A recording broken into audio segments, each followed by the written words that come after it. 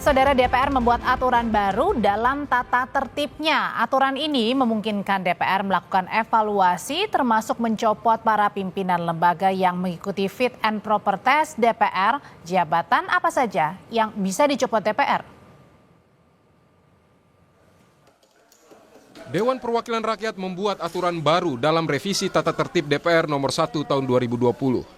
Dalam aturan baru itu, DPR mempunyai kewenangan untuk mengevaluasi pejabat yang penetapannya melalui rapat paripurna DPR atau mengikuti uji kelayakan dan kepatutan di DPR.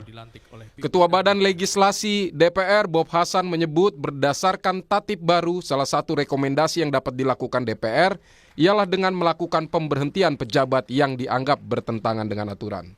Sudah menjadi peraturan. Peraturan baru gitu kan? Peraturan revisi peraturan 228A diselipkan pasal bahwa DPR memiliki kewenangan untuk melakukan evaluasi terhadap jabatan calon-calon yang sebelumnya dilakukan fit and proper test melalui DPR. Evaluasi secara berkala terkait dengan adanya sebelumnya mungkin adanya kinerja yang tidak sesuai dengan sebagaimana hasil fit and proper test sebelumnya. Dimungkinkan seperti itu tingkatan atau tahapan evaluasinya seperti itu. Dalam revisi tata tertib, DPR menyelipkan ketentuan baru di pasal 228A. Di ayat 1 tertulis dalam rangka meningkatkan fungsi pengawasan dan menjaga kehormatan DPR terhadap hasil pembahasan komisi sebagaimana yang dimaksud pasal 227 ayat 2, DPR dapat melakukan evaluasi secara berkala terhadap calon yang telah ditetapkan dalam rapat paripurna DPR. Dengan disahkannya revisi tata tertib DPR, maka kini semua pejabat yang dipilih DPR melalui uji kelayakan dan kepatutan serta ditetapkan dalam rapat paripurna DPR bisa dievaluasi oleh DPR, termasuk pimpinan KPK, KPU, Bawaslu, Hakim Mahkamah Konstitusi, dan Hakim Agung. Wakil Ketua DPR Sufmi Dasko Ahmad menyebut tatib baru DPR yang dapat mengevaluasi pimpinan lembaga yang ditetapkan rapat paripurna DPR merupakan penegasan fungsi pengawasan. Dia mencontohkan seandainya pimpinan lembaga sakit-sakitan, maka DPR bisa melakukan evaluasi soal kinerjanya. Ya, saya pikir kan itu cuma penegasan saja dari fungsi pengawasan yang selama ini sudah ada. Bahwa pengawasan yang dilakukan oleh DPR terhadap mitra-mitranya itu juga sudah berjalan.